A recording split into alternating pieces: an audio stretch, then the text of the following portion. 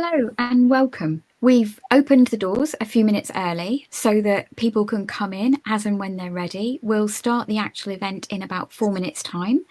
And until then, we're going to fill the time and space while people are sort of coming in with just sharing about some of the amazing organisations that are already on aDoddle's community maps.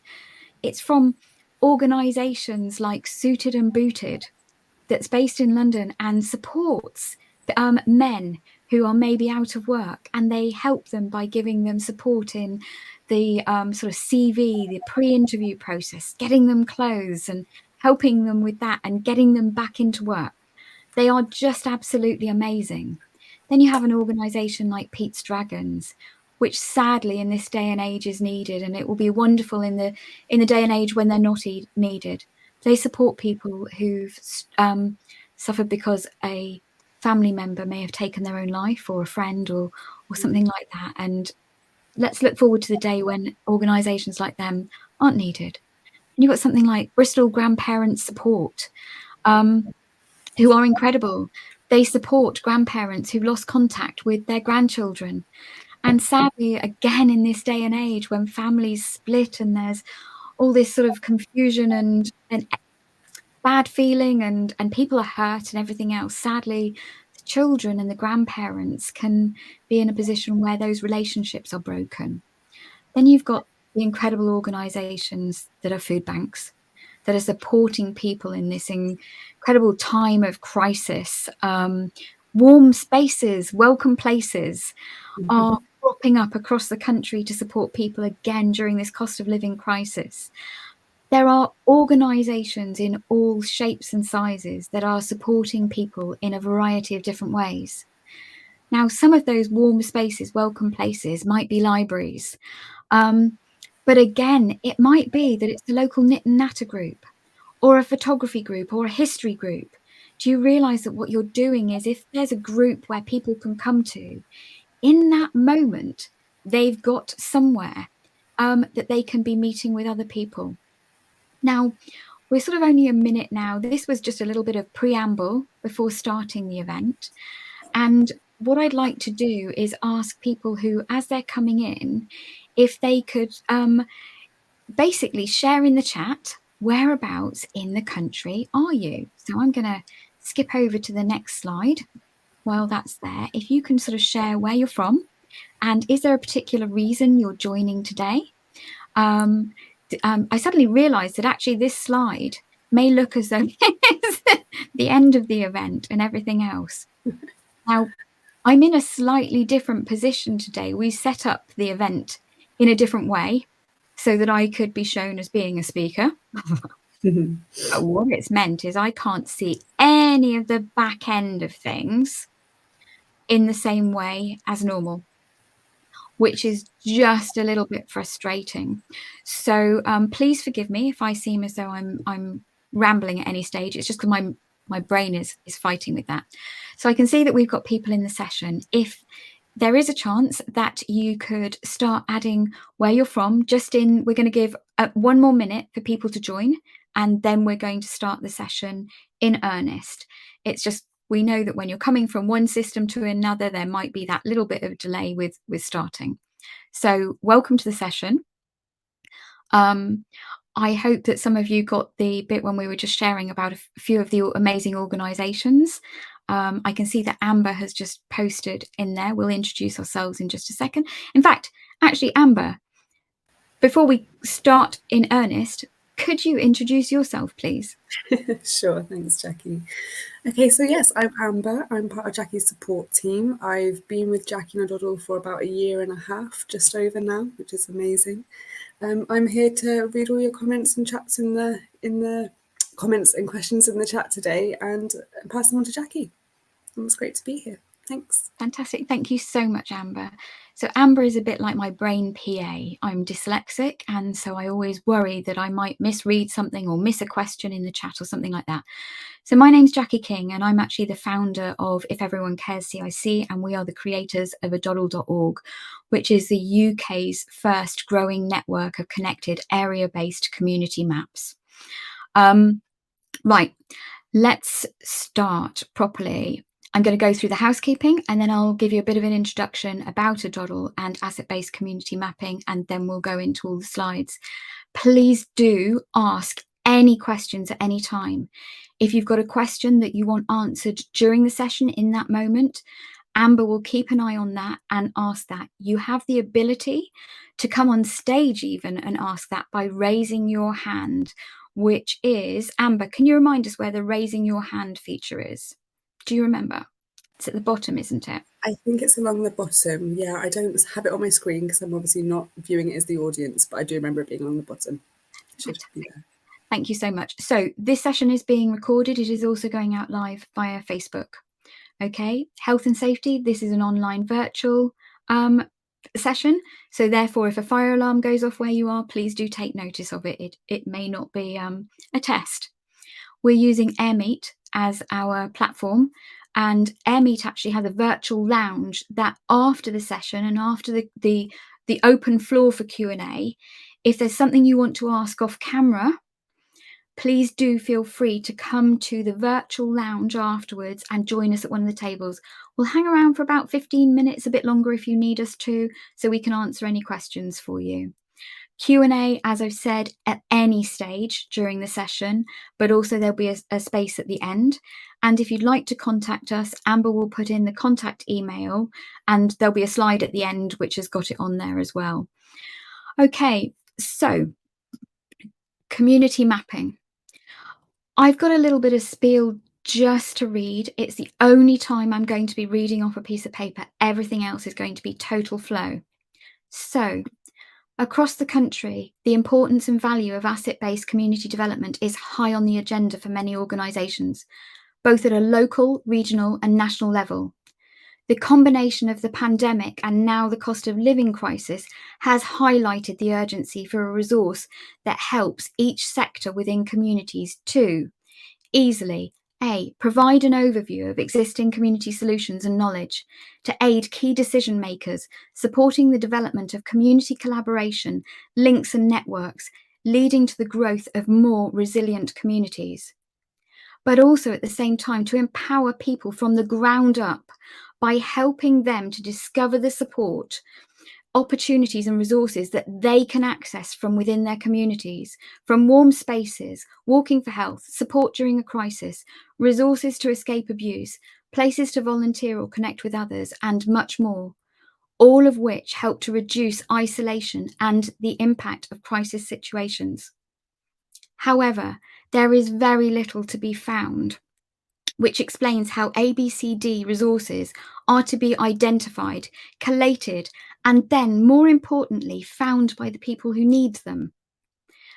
Many current projects are being funded will only provide a short-term overview of the knowledge, information, and data which is being sought, and it's often only for the use of those who commissioned it.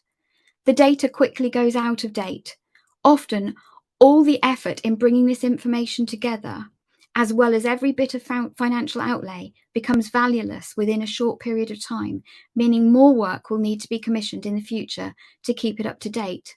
Now, just to give you an example of that, we were recently invited to tender for an NHS project in an area across the country, which was for ABCD community mapping, but also to get some feedback from the people in the areas. The tender was up to the value of £90,000 for a 1-year project. Now, we could have done the mapping at the drop of a hat and leave them with a legacy solution that's there that then keeps that data coming in and flowing and keeping it up to date so they can see what's there. But actually, we didn't know the area, so we haven't put in for that. But that's £90,000 for a 1-year project where, in effect, potentially, the mapping of those organisations could be on an Excel sheet that none of the people in the community ever get to see, where they can find those organisations. So looking at various organisational websites, the key element that most appear to be missing is the public-facing tool, which presents the up-to-date resources for people and communities so that they can find the help they need when they need it. Over the next 20 to 30 minutes, I'll introduce you to aDoddle.org, community mapping, how and why it evolved, some of the key things that we've learned over 10 plus years of people facing and community centered research to get it to where it is today. Our community mapping is out of the box, a flexible and versatile overarching tool which connects people and communities one click at a time, empowering people to find the right choices and opportunities for them at the right time in the right location. aDoddle community maps are available now, okay, ready to go to become the missing link between communities in desperate need of help to develop their resilience. We've done the tech to enable you to focus on the outcomes that you want to achieve for your community. Now I am so relieved I have finished reading that, because my dyslexia kicked in seriously during that, as well as the panic. So let's start. Please do ask any questions. I'm not trying to sell you anything. This is about showing you what we've done, why we've done it, and if what you get from this is some key things for you, for your communities and everything else, then please, that's what this is about. I'm definitely not doing a sales spiel. If you like the things that we're doing and want to contact us, that's fine, but I'm happy to answer any questions. So we live in a digital world where we can find everything at a touch of a button, or do we? If people put in the wrong search term, or the search term that doesn't get into that, so you go into Google and you write in homelessness, it will show you what it thinks you want to see. If you go onto a directory that has a series of filters that you have to go through before you get any answers, it may take away the one thing that you wanted to find. So let me tell you the who, why, and what. So we started 12 years ago, and it started with the fact that I was a trainer helping people who'd been out of work long-term due to illness and disability. My role was to help them to rediscover their confidence and self-esteem so they could move back into work. And that was an amazing job, until one day I was told a number of my clients were no hopers. I was told they couldn't come in anymore. And I had used to open up any spare seats on training sessions that I was doing to people who'd been before, so they could become peer mentors to the ones that were now coming in. I was devastated, because the one thing that I'd seen was that had people been able to find help and support at a time when they needed it from the amazing organisations in their communities and opportunities that existed already, many of them wouldn't have reached crisis point. I had met people who had been in great jobs. They'd had a stable family life, their life had been good, and then illness, mental health, whatever, had hit them. They didn't ask for it, an accident. They'd never asked for it. And suddenly their life had spiraled out of control. They'd slipped through the cracks with the system. They hadn't been able to find that help and support, or their family members hadn't been able to find it for them. So my thing was, at that point, was we need to have something, because if you can go to Google Maps and find a hotel or restaurant virtually anywhere in the world and make an informed decision, then why can't you do that with the opportunities, resources, organizations finding that support within your own community? So that's our why. In 2012, so I actually quit my job then, because I wanted to work on finding a way to help people find this information. I was very privileged. I had a little bit of savings and my first grandchild was due. So in 2012, I took the idea of creating an interactive map and put it in the global Sir Richard Branson and Virgin Unite challenge to screw business as usual. The idea, over a 4-month period, was voted third from ideas from around the world. We had people from other countries getting in contact saying, when you've done this in the UK, we need it in our country as well. This is so important. People should be able to find and access this information easily. So that's our who, why, and what. So there is a power that is hidden within every community, and that power is the community groups, organisations, and opportunities that exist. Many people live in a community but don't do their life in their community because they don't know what's around them. So just to give you a few facts and figures to think about, a report by Eden Project Communities showed that disconnected communities cost the country £32 billion a year.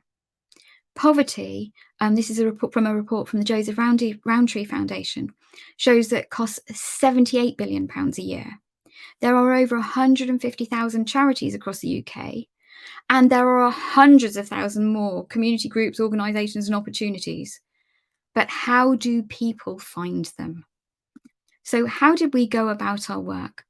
We've had thousands of simple conversations from the ground up.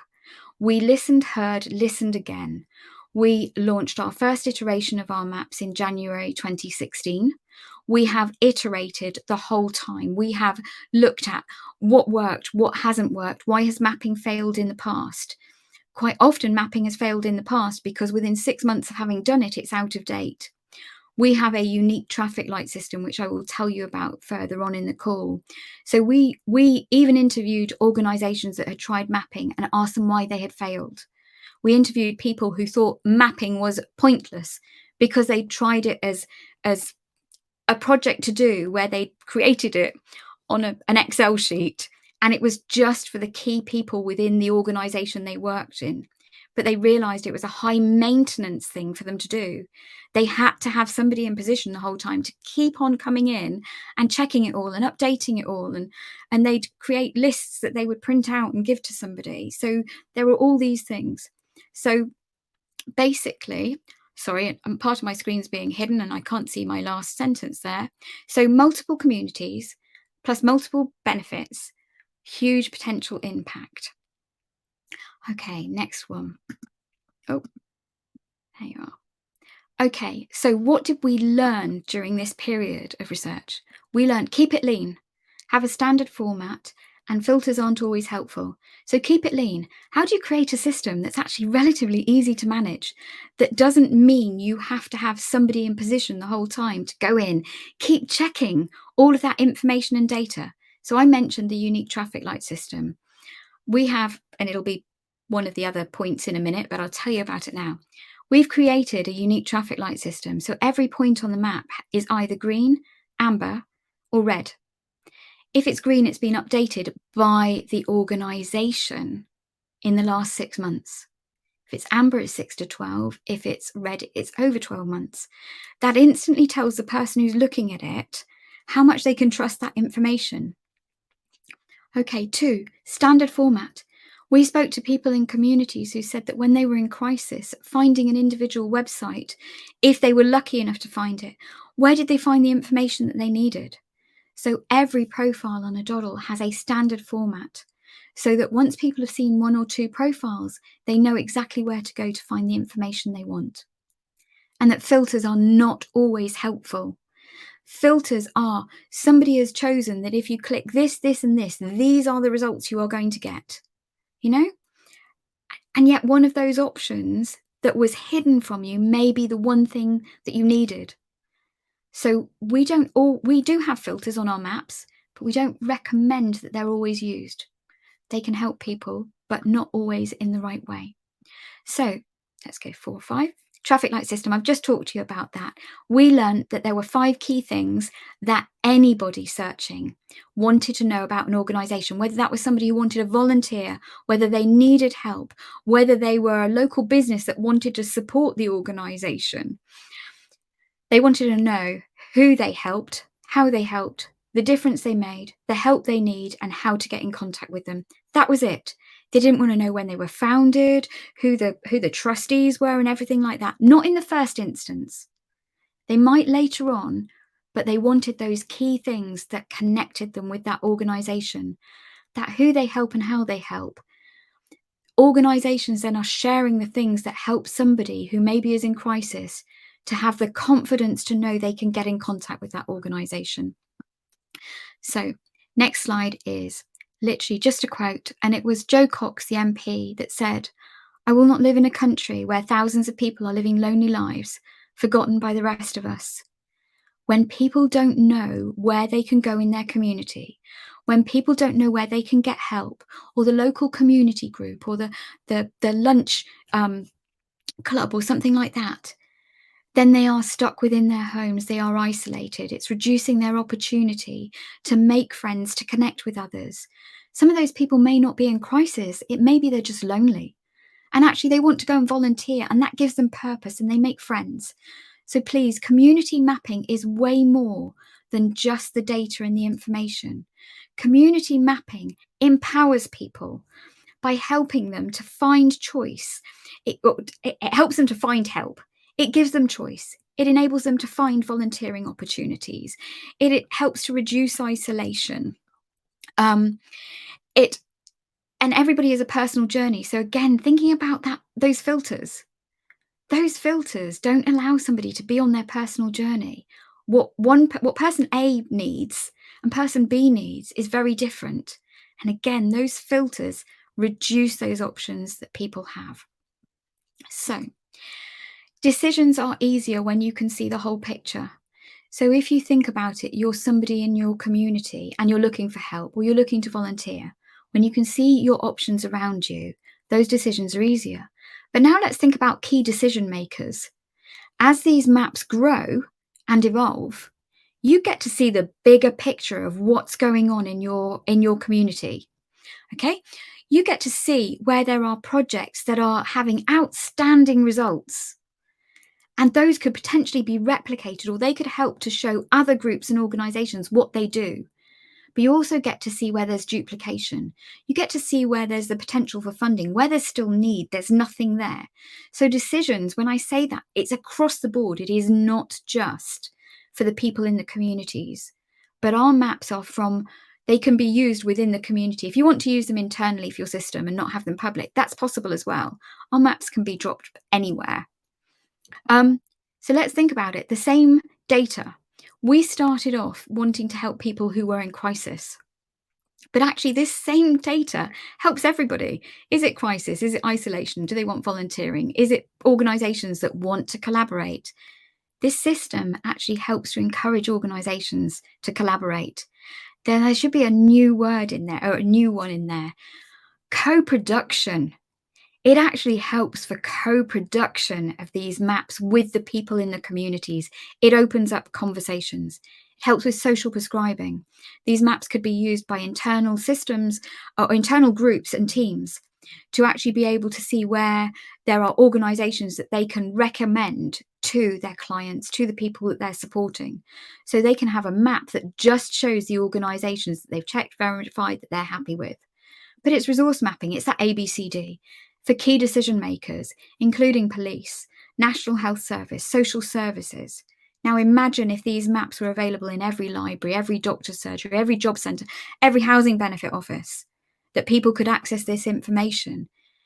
Do you think that perhaps it would reduce the pull on the services where people have to go to their doctors, get referred for treatment and this, that and the other? They're on a waiting list for this, that and the other. Whereas if the intervention has been there earlier and people have been empowered to find opportunities for them at an earlier stage, potentially they may not need those services in the first place. Just a thought. So aDoddle is the UK's first growing network of connected area-based maps that help people to find the support, to connect with others, to collaborate, where they can give, where they can volunteer. So far, we've got 97 area-based community maps across the country, some that have got lots of pinpoints on, some that haven't got as many.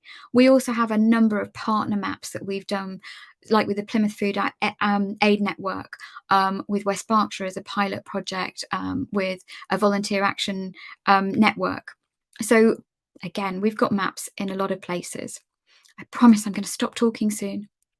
So every profile is like a miniature website and can be branded to the organisation. It does not cost the charity, community group or organisation anything to put their profile up there. It is a bit like filling in a form and then the whizzy technology makes it into like a miniature website for them. Okay, so they can semi-brand it. They can add a header image. They can choose one main color for it. It's a standard profile layout. They can use it in place of a website if they want to, reducing their costs, reducing the need for technology for them at their end. We encourage them to share those 5 key things. We are actually in the process of just starting to do the development because we realize that events may not need quite so much detail. And so we're going to create a second template for events. And then we're going to look at creating another template for things like defibrillators and where they are across the country, because we think that they need a slightly different content for it. So we worked with Devon Local Nature Partnership to show where they had environmental projects. Literally, it was a map out of a box. They told us what they wanted. We arranged the code. We gave them the code with all the security permissions and everything else. They told us what website it was going in, and they've put it into their website so that they can show the projects in their organisation and encourage people to get more involved with what's going on. So another one is Plymouth Food Aid Network. They wanted to be able to show where all the food aid organisations were. So they only want their map to show food aid organisations. We've done a lot of work with them. They wanted to be able to, they had a team member in the past who used to track and get in contact with each organisation every month and go, how many meals have you given out? How many adults? How many this? How many that? How many the other? They wanted to track that. So we created a simple system of an Excel sheet that was password protected, that once a month, that member of staff who used to have to get in contact with all the organisations and chivvy them up to get the information, they can now send out that link to each organisation and say, please, can you go in there, log in and track into the Excel sheet? They had to create that data to send in an email already, but now they're putting it straight into an Excel sheet. So you sort of cut down the work that needs to be done. So yes, it's very simple what we've done at the moment, but as we hear what people need, we are developing the technology so that it can be utilised. Imagine saving man hours. Could be quite beneficial. So communities are stronger. You see, I've lost my little piece of paper. There you are. Cool. I've lost lost where I am. Communities are stronger when we work together. Sorry. Literally, I have the preview of the slides underneath and it cuts off the wording on the slides. Duh. Definitely not good for somebody who's dyslexic. So if you think about it, community mapping is a bit like a safety net for people. When you can empower people to be able to find that, but you can give them multiple doorways for them to find it. The maps can be dropped into your website. They can be for the area through aDoddle. They can find them through the regions and things like that. You can put access to the maps in multiple places and aid the chances of people finding that information. It doesn't have to be just in one place. It can be in just one place if you want it to be, but it doesn't have to be. So far, what we've done is there are 12 main regions in the UK. We've identified 400 plus key areas that we would like to create maps. That's the minimum over the next 5 years. If you think about each charity, they only add their details once, just once, and then update it every 6 months. That has automatic emails that go out to them to remind them to update. But they can show on any of those maps. So if somebody was on a map in Scotland and they had a relative down in Cornwall, they can scroll that map down to Cornwall, update, and they can see what's available down in that area as well. Because they're connected, there are no borders, no boundaries. Organisations, if they work in multiple areas, either across the country or within a region, they can create their first profile. We have the ability for them to duplicate it into different areas. They can then, if they want to, so say it was libraries, they duplicate all the libraries in that area and region, but they want to give a team member who's at the library in West Point, in Exeter, rather than the main one. They want to give somebody that thing. They can give permissions to somebody to add to that profile. And that information stays separate but together. If that makes sense. I'm not explaining that very well, but it's added to that individual profile. But when the master profile is updated with anything new, it updates all of the connected profiles that have been duplicated, just the information from the master profile, and doesn't take away the extra information that's been put in there. So there are multiple access points and they can be dropped into any websites, and there's a choice for all of the data to show or just some of it. So next one. Sorry, I really need a drink and we are nearly there. We're into the last set of slides. So let's think about The environment, we've got everything going on around the environment at the moment. Let's think about it. Plant a seed, which is the community maps, start growing it, start watering it, and actually it becomes part of the solution. But actually, this can be used for environment. It can be used for any of the things from the UN SDGs, United Nations SDGs. So it actually helps to support that. It helps to support many of the things that councils, police, etc., NHS want to do, but it also supports communities as a whole. So, next one. This is just a quote, but it also sort of shows you that actually small acts, when multiplied by millions of people, can transform the world.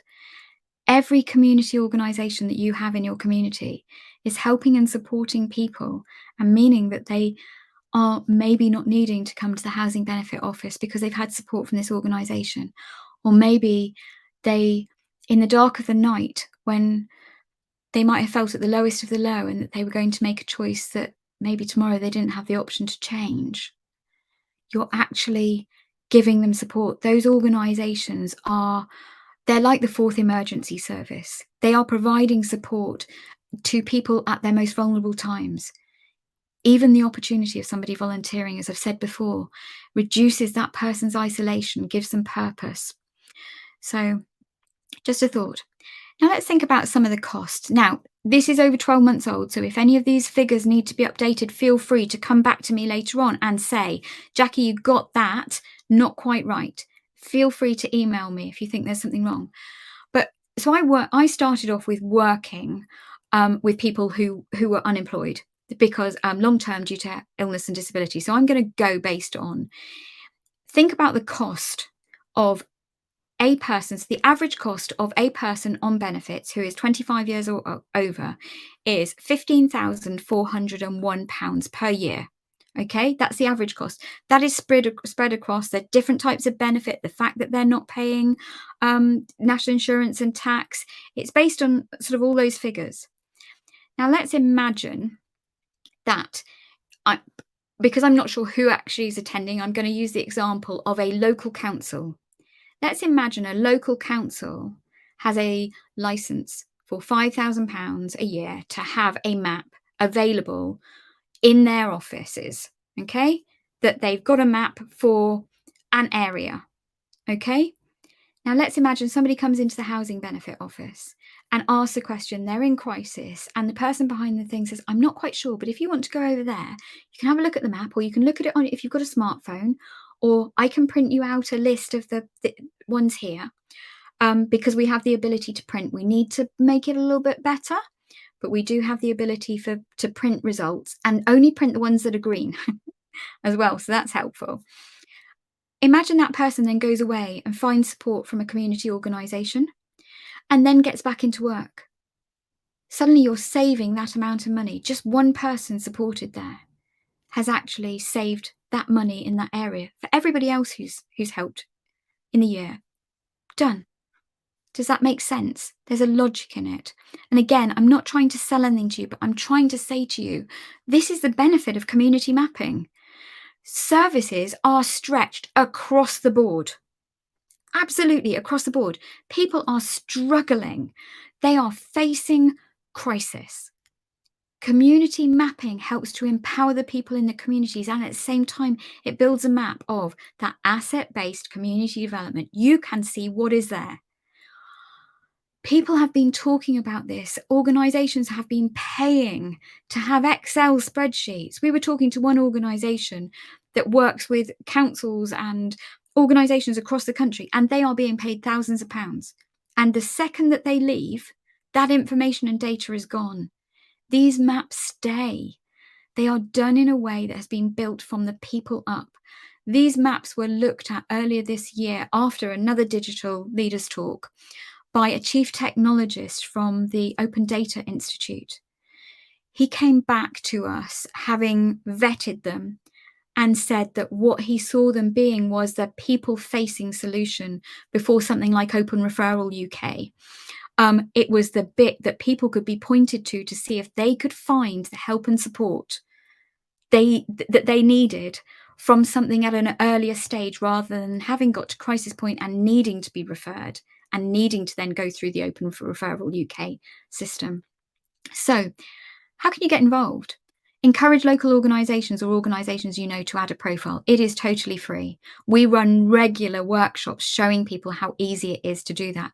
We're also in the process of getting ready to launch a new guide that will walk people through every step of all the different things that they can do with the maps. You could sponsor a map. You could become a map partner. And a map partner would be somebody who has a great network in an area and is prepared to help to get the word out and encourage organisations, because we're great at the tech, but we don't know your community. You know your community better than we will ever know it. Okay, so become a partner, help with that. We've got one organisation who they have just said when organisations go to them for help and support, they ask them to do 3 things: sign up to the newsletter, tell other people, and create a profile on aDoddle. And that area, their map is just growing and growing and growing. It's not costing them anything. It's just one line in either a conversation or on an email that's giving them the tasks to do. Add a map to your website. Grant funders, make it a part of your application process. If you're a local councillor and you've got your fund, if an organisation wants to apply for funding from you, ask them that part of the condition is, it's not costing you anything to do. Ask them to add their profile to the website and keep it green for the period that they've got that funding. Now, let's think about then the police, national, let's talk about how maps can help people and help to save money. How many calls are made to services where, had people found something themselves, they may not have needed to make that call? There's a different type of intervention in there. So, next one. We've already talked about United Nations SDGs, and then alone we can do so little, together we can do so much. Community mapping is sensible. It is the bit that connects the people and to the communities that they live in. It helps to build resilience and make them stronger. It is logical. It is needed. Let's start putting it out there. Imagine if this had been in place prior to the first lockdown with the pandemic. Imagine if people in communities had been able to find that help and support. Let's think about one of the problems that came up in the pandemic and the lockdowns. Many people were furloughed, but what happened was charities, community groups and organisations, the key paid workers were furloughed, which meant there was nobody there to manage the volunteers, which meant that existing volunteers who had skills no longer had somewhere to go and volunteer. Imagine if they had been able to see on a local map the organisations that were still up and running and needing volunteers and being able to do that. The difference that it could have made, because there were millions of people or hundreds of thousands of people who wanted to help and support but couldn't find where to volunteer in those times. Community mapping works in a number of different ways. So now, thank you, and any questions? So please do ask questions. Now, Amber, I cannot see anything at my end. I know, that's okay. I've got a couple of anonymous questions coming in while we wait to see if anybody else has anything else to ask. Oh, Rachel Wood from Basildon Borough just put, "These are powerful messages. Thank you. I'm glad I came and that I'm not on my own, loving community mapping. Thank you." That's all right. Thank you so much, Rachel. That's really lovely to hear. If there's anything that we can do, please do get in contact with me. This doesn't have to be about aDoddle's maps. We have got 12 years now worth of knowledge and research and conversations of what works and what doesn't work and ideas. And if I can help in any way, shape or form, this isn't about us and our egos and things like that. This is about how do we empower people and communities. Yeah, absolutely. Okay, so I've got another one here that says, "Will it always be free for charities and community groups to add a profile to the map?" Right. Our goal is that it will always be free. We can't make 100% promise. Our goal is, it is our intention, it is part of our business model. Our business model, we're a community interest company. And let me say, we are run primarily by volunteers ourselves. Okay. We've got to where we are with this we've seen other projects that started later than us that had hundreds of thousands of pounds worth of funding, and they've gone under already. we are still here and we are going from strength to strength. And part of our business model is a number of things. One is that local businesses can sponsor local area-based community maps. Okay. Two is councils or organisations can have a license for a map. And the license aren't as expensive as £5,000 at the moment, because what we're asking with organisations is that actually they work with us, help us discover how we can make them even better, help us to discover those things that we can do as the next bit of tech. If an organisation, so say for example, we work with Plymouth Food Aid Network, and they had a specific bit of tech they wanted us to do. So we built that bit of tech, but whenever we make a bit of tech, we then make it available for other organisations. Okay, so they wanted organisations to be able to have sub users for their profiles, so they could give permissions to other people to actually manage the profiles and things like that as well. So we've done a whole host of things like that. So yeah, the goal is that it will stay free. We believe the business model that we had it looked at by 4 vice presidents from Deutsche Bank a couple of years ago, and their reaction at the end of a 2-hour session on their own with me was that there was just one thing I'd got wrong, and that was that we had underestimated the potential for this once it had hit the tipping point. Our business model is as such that at the point that we have surplus funds, those surplus funds will actually be reinvested back into communities via existing community foundations and trusts who have the knowledge of where that money is best put. So actually the whole business model of what we do is about empowering people in communities and helping to build stronger, more resilient communities. Yeah. So yeah, Amazing. I hope that answers the question.